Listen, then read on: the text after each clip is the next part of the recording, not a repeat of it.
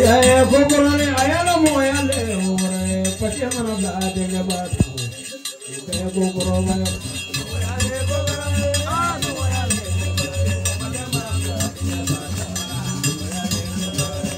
China wale gokorone alo China wale gokorone pache mana bla de ga ba oya gokorone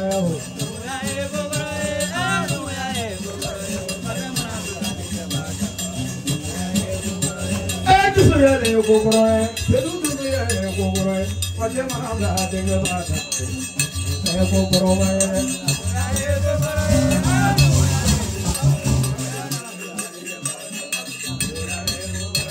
Eta gogole gogoroy, jaji moye gogoroy, pache mananga denge bata. Saya gogoroy.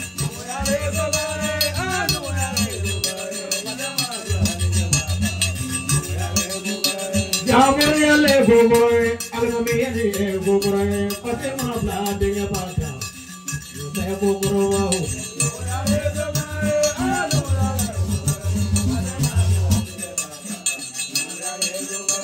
Amere gogoy, ayam kumika gogoro, pate mana bladinga bata. Saya gogoro.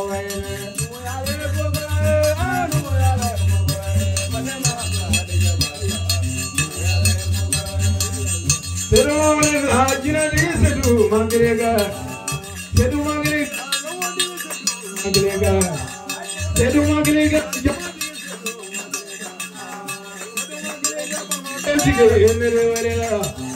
Sedu mangrega, eshuba sedu mangrega, pati mana bladega bata. Saya gogoroy.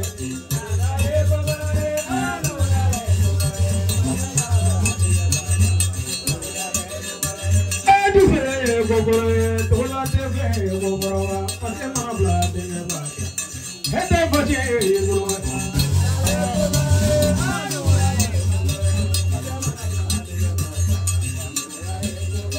Ejina wale gogoroy, subaga yale mana bladega bata. Hete gogoroy.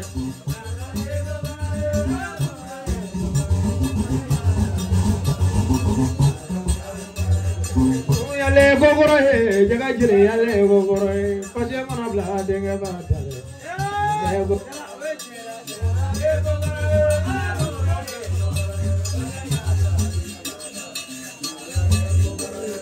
Sedule yesra borotama, lele yesra goroy, pache mana bladega bata. Saya gogorowa.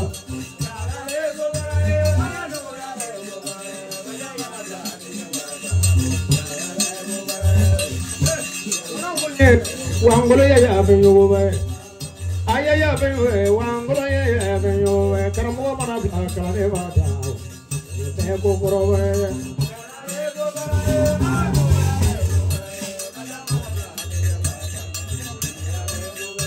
ila jina wole gogoro se du jina we gogoro pache mana bla de bata te gogoro we bolo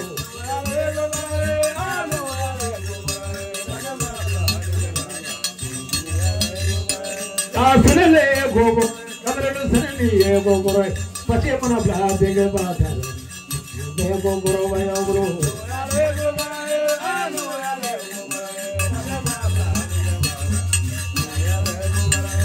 Modo modo sulo, ya no te do gogoro, adoni gogoro no. Moralo do madolo.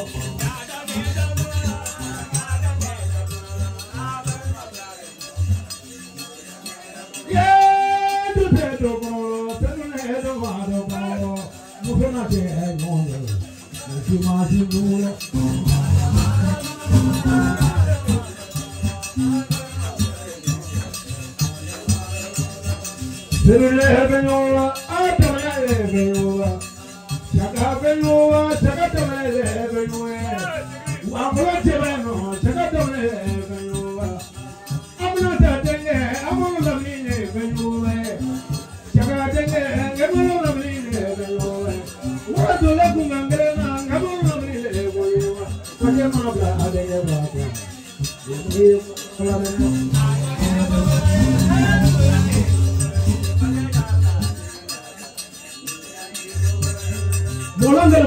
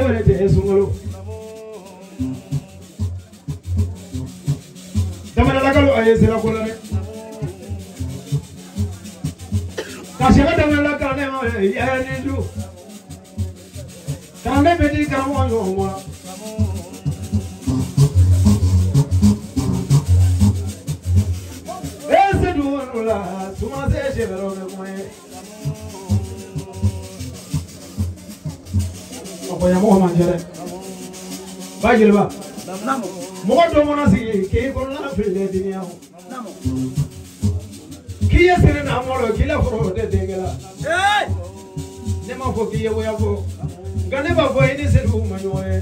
Ene sana di sedu manyoe. Namo.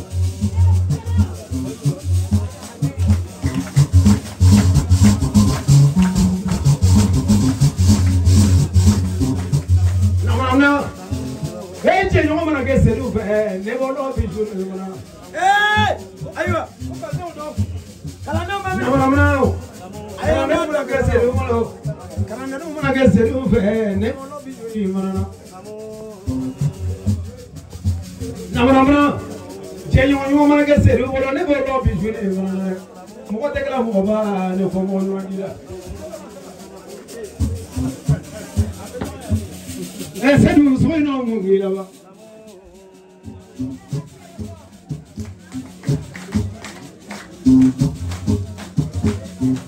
Tula tebe. Sedu la sa yirma azale. Chaka damana la kalane magiya. Ay sedu ki bana shwa goro la goro za. Eko namana no ande jaddo fondere ba.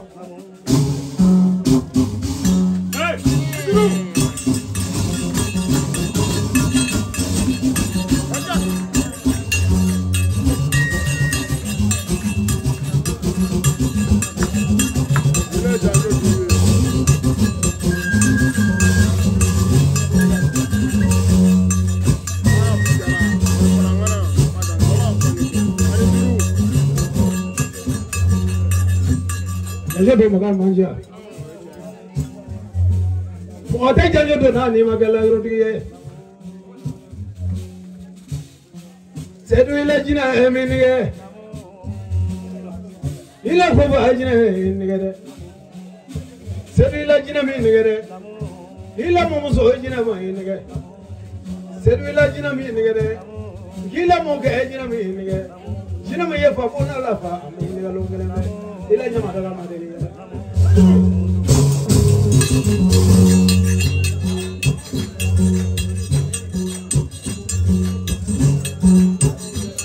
Karanelu karamo anishu. Namana. Akuma ngurfa abu yana ko sedu de sedu wala le jina kote. Jane ter la son fa amachele. Sedu la jimo sere. Dulusulu ma do warage. Puru yetu zi ma do warage. Wo wule ka do wula fanda ne wula bana. Kasolo fanda ko bana ya. Kado ke chekrani. Puru ke baliate. Kado ke tenda he de wula baliate. Puru yetu zi ni so ima frajala. Abarga so wala ne ba.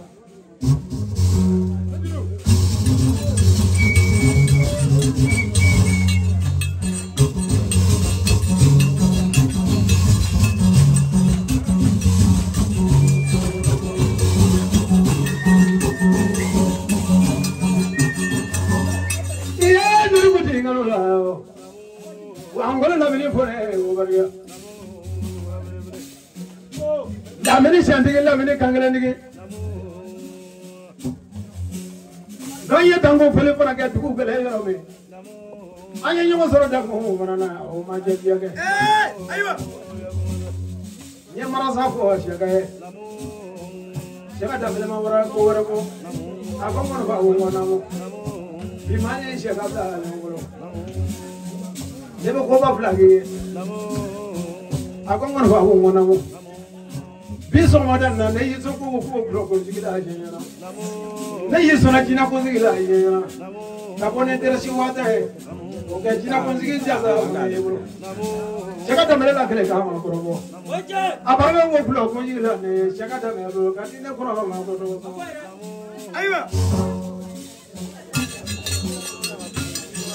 Shaka will have been. Namo, Lamini Tamini Gano.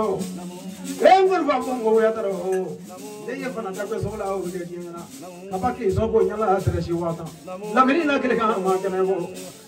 I'm a military work. Either she was down to a Pacha Fanavo. Carlana Moramara not able to go. Lamini Afuya Boya able on Evo. I among a women. Now I'm going to get over the Sangare. Yes, Sangarabana. Abarga Talulane, Abarga Nafrolane, Aparaka sabula ne kamezo che ko umbra la go ga nya no ma wa ko mo na lo ngani ju bele tuzi la tu so koma no la ya tu so koma wele na ya o ba ya che ba ko lo sa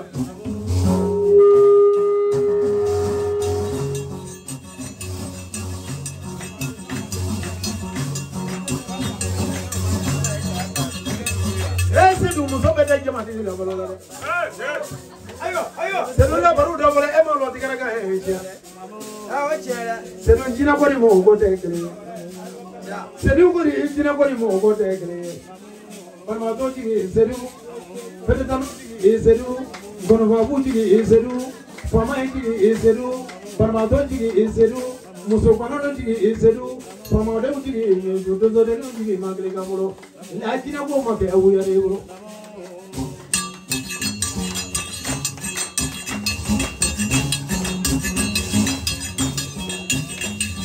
Amro dina bola meraga mi engene ju na bola sababu bola na mi se go de boro bola seru modo e jina tigre fa e te yene gala ka fo kuriyo kalo nyana seru la jina ko mo yare de e mana so so ye jina ko la yoro yoro u ye ci ko kanete o te jina ko Ayo. Ay, ya le está padre para. Puede más hacer un jole. ¿Qué más hacer un jole? Lo encontré. Creo que más hacer un suelo. Ya o que frati ne yo. Bana frati ne yo. Demulo frati ne yo. Jina frati ne yo. Safrati ne yo. Wabaliti ne yo. Diga hayati ne yo.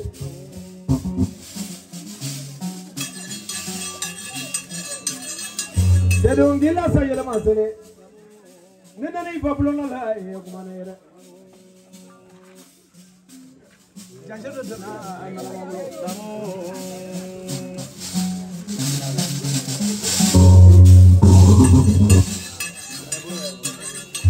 Sangarele le jurugo aitrege aseru de promo. Non lo jati de mi.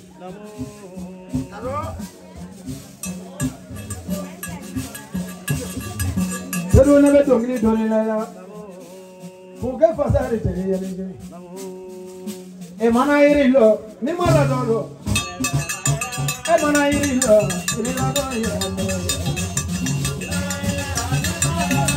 Ai de lo vendela.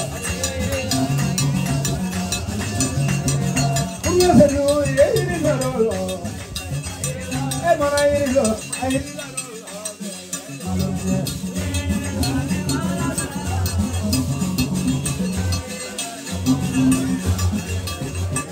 irila ni ma irila lo pure seru seru ya irila o belo ani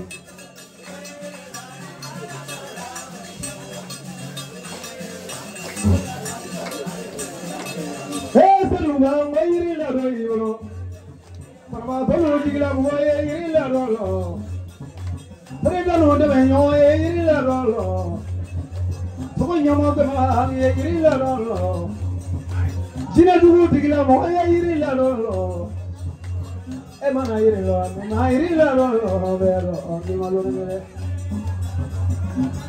e mana ayiri lo e mala da lo vero ni malo ne anuko namu idazo mame anumo namu namu sisi namu me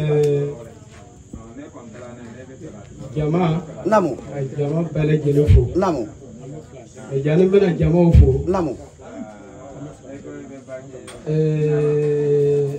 dugule be ya namu sumabula asika dugugo ya namu ejane bena jama ofo fara namu me jati ofo namu mi ayo bituwe namu ka fori ko we namu ka che namu na muso namu na demisene namu o befo namu ka dugutigi fo namu n'a banna namu ne ka bɔ yɔrɔ la don namu ayiwa ka jura dugutigi fo namu n'a ta délégation mɔgɔ namu ka bɔ yɔrɔ la don namu ka don Burkina dugutigi namu k'a fo n'a ta délégation namu Bawule namu k'a fo namu ayiwa n'a ta délégation namu ka jama bɛɛ fo namu kuma ka gɛlɛn Yiriba namu an tɛ yi kuma lɔ ja an sɛnɛfɔw tɛ se kuma la awɔ mais ne a don sera Namu. fo k'an bɛ dɔɔnin fɔ namu ne y'a ye n ye o fo namu ayiwa ka se fana dugu donsodenw bɛ yan namu ka Kudiyo donso n'a den bɛɛ fo ja bɛɛ y'a mɛn o bɛɛ fo Namu, ne y'o ta bɛɛ. ɲumanya la Namu. ne y'o ta cɛsiri la Namu. ne y'o ta barika la ja ne k'o bɛɛ fo namu karamɔgɔ Paul namu k'a fo namu a banna kuma la Ja. an tɛ se ka dɔ fɔ bilen ja n'ale ko don jamu ko ko ye ne bila ɲɛmɔgɔya la namu ayiwa ne ma ban ja mais souvent bolo kalifali don ja o ye kalifali bɛ d'i ma ja o fana bɛ lɔ jigiya kɔrɔ ja ayiwa ne bɛ fɛ ka don bin na namu o bɛ n bila sira kan ja i k'a mɛn kuma ka gɛlɛn ja n tɔgɔnin ko ja ale taara sigi yiri la ka diya fɔ ko yiri n ye kalifali don i la namu yiri ko ale y'a mɛn Namu. mais ale fana tilala ka kalifali don n dɔgɔnin na ja a ko mais mun kosɔn namu e ye nin fɔ namu a ko non komi n'i y'a ye a fɔra ten aha n dɔgɔnin e ne bɛ wuli ka taa yaala ja ne bɛ yɔrɔ kelen yan namu o kama lo ja n bɛ kalifali don i fana la ja a ko o tɛ baasi ye kosɛbɛ an ye bɛɛ ye kalifali don ɲɔgɔn na kosɛbɛ ne bɛ taa yaala ne ye kojugu ye Kosɛbɛ. n'a bɛ na n bɛna dɔ fɔ i ɲɛna ja o ye kalifali don ni ɲɔgɔn ye kosɛbɛ donc k'a yira Kudiyo donsow la kosɛbɛ ne ma ban o ya jigiya kɔrɔ ja o fana namu o kana bɔ jigiya kɔrɔ n'o ye bin kɔnɔ Ja. o ye bɔ ka n bila sira kan ja mɔgɔ tɛ se ka kɛ ɲɛmɔgɔ ye ne mɔgɔ tɛ kɔfɛ kosɛbɛ mun bɛ gɛrɛfɛ olu de ye e ye Ja. ele jigiya ye kosɛbɛ e k'a mɛn ja o bɛɛ fo o ka kuma kun ka jan dɔɔnin ja ka Berete fo kosɛbɛ karamɔgɔ Berete a sigilen filɛ Lajɛli kɔti la yan fɛ kosɛbɛ k'a fo namu n'a ta donsoden bɛɛ lajɛlen ye namu n'a ta furu muso ɲuman ye a bɛ fo ye namu Girabuya mɔgɔw ka o fo namu ka Pidi Kɛmɛ mɔgɔw fo namu ka bɔ Bagayo namu o bɛɛ fo ja o Tawa namu kana duguw ka ca namu ne k'a ta duguw la namu n bɛna fili namu ne k'o bɛɛ fo namu diɲɛ kɔnɔ donso bɛ bɔ ka sen ta ka bɔ mɔgɔ o mɔgɔ ka sen ta ka bɔ a yɛrɛ ta lu kɔnɔ ka se yan ja ne seri k'o bɛɛ fo ja ne y'o fo Namu. mais n ka o fo Siyaka Danbele ta foli kɔnɔ namu i y'a mɛn Yiriba o fo Siyaka Danbele ta foli dazo ne y'a ye ne bɛ lɔ ka kuma bi namu Sumabolo kosɛbɛ jigiya lo ja Siyaka Danbele namu levier nana ban Namu. ne taara n taara se levier fɛ levier ko Namu. Seydou i fa sala Namu. mais an ye ko kɛ ɲɔgɔn ma Ja. a ma sa ne bɛ yen namu a denkɛ Lamini Namu. ko ani ko a ko Namu. Seydou fa b'e la Ja. kɔrɔ b'e la Namu. dɔgɔ b'e la Ja. an bɛ lɔ jigiya kɔrɔ Namu. komi k'a digi la n'an y'a fɔ Kosɛbɛ. a bɛ yiriwili ja ne fana ko bon baasi tɛ namu ka n ta ɲɛji cɛ ja an b'o de la bi ja i k'a mɛn namu ye fana nana min kɛ ye Aha. k'o le nin diɲɛ fana ayiwa diɲɛ fana ɲɛ b'a la wallahi Yiriba mɔgɔ tɛ se ka diya bɛɛ ye fo ka tɛmɛ e bɛ diya bɛɛ ye aha e bɛ bonya dɔw ye o ye tiɲɛ n'i fana diyala bɛɛ ye nin Ja. e tɛ si tigi ye kosɛbɛ i k'a mɛn ja donc o la kosɛbɛ e kana kuma cɛya kosɛbɛ Lamini kosɛbɛ levier y'o bila ja ani Kulubali kosɛbɛ ani Sangarecɛ belebele ko o ye na namu Siditou ta ko denni ko a ye n'a kɛ belebeleba ye namu o fana nana Ja. vraiment ka taa namu an bɛ tele lolu bɔ ɲɔgɔn kan bi namu ah vraiment namu i fana b'o fo kosɛbɛ Ja. donc n bɛ ka olu fo kosɛbɛ k'o fo si la k'o fo kɛnɛya la ja nako ɲuman Kosɛbɛ. sagiko ɲuman kosɛbɛ fɛn fɛn bɛna sen ta ka bɔ min ye sen ta ka bɔ ka na kɛnɛ nin kan yan ja kare kana mɔgɔ sɔrɔ nɛrɛ kana mɔgɔ sɔrɔ ni ko n b'a ɲini bɛɛ lajɛlen fɛ Malibo ne ko dɔrɔn k'a ɲini u bɛɛ lajɛlen fɛ dazo donc o la namu foli bɛ yen kosɛbɛ ayiwa ne tɛmɛna dama kan kosɛbɛ a ma Yiriba namu ne y'a ye ko Seydou ko i ka nin kɛ Namu. sisɛfan ne tɛ Siyaka Danbele don namu n'a belebele lɔra ka min fɔ namu ne y'a ye n'a kɛ Siyaka Danbele don ja jigiya bɛ ne la kɔ bɛ ne la namu amana kan yan ko sutela Tiens. nya sutela garam sutela Kosebe. ya me Tiens. donc kuma ta saka ban dogere Tiens. ka bu yara fu Kosebe. na ta kesiri Kosebe. ani nyo ye salu jibona shaka damele Kosebe. o ye en premier Tiens. aywa na na ke jogoba bana na foko Aha. abu yara Tiens. foke ayet soro kene kan Tiens. kana dana latli Kosebe. on ga fu Tiens. ay mi fo Tiens. jena ko Aha. aywa ante se ka do fo la Kosebe. mo mana na na la ko yebe se ka tiktok ko ba ibo ba Tiens. min ne min ngo te se ka ba Tiens. donc ale bi Mhm. ne ka mo be fu Kosebe. na ba be kene ne ka ko be fu Tiens. e ka me Namo. mi fana bola dugu la ka na ka soro mo ma lo Tiens. o no ye représenter Kosebe. le fitin me soro la Tiens. aya a fifa ne yo ye Abati. voilà donc voilà Dazo. mena kuma kun tiene mi ye Namo. yilwa Namo. e fo no Kosebe. bagayoka fu Kosebe. voilà donc o temena Kosebe. ko mena wa fila bila abu yara ta ngonu bar kono Bele bele. wa bo ka ka fiji Namo. e yilwa Namo.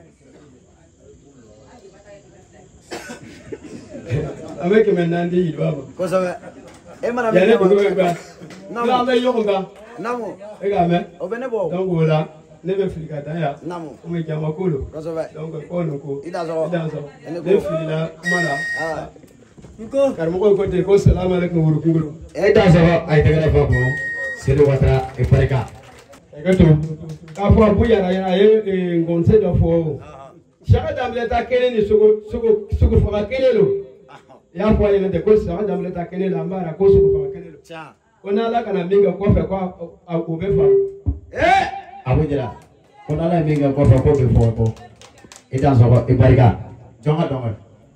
E pareka ay tegala fako. Ame dozo fo. Ta tugala tefe fo. Apareka aka kewalela. Aya kewale de gagné. Anga fuli baye kosobe. Je kanu. Parce que ni tugala tefe ay te camera de be ka filɛ physique ni a ka de mɔgɔ bɛ yɛrɛ physique se ba ye o de muso ni mo le fɔ kuma bɛɛ n ko kana maa to kana nɔrɔ maa bɛɛ la bɔ kana maa bɛɛ kanu dɛ o tɛ baasi ye Quoi il faut les gars? a bɛ an bɛ wari di Abu ma a bɛ dɔɔnin fɔ.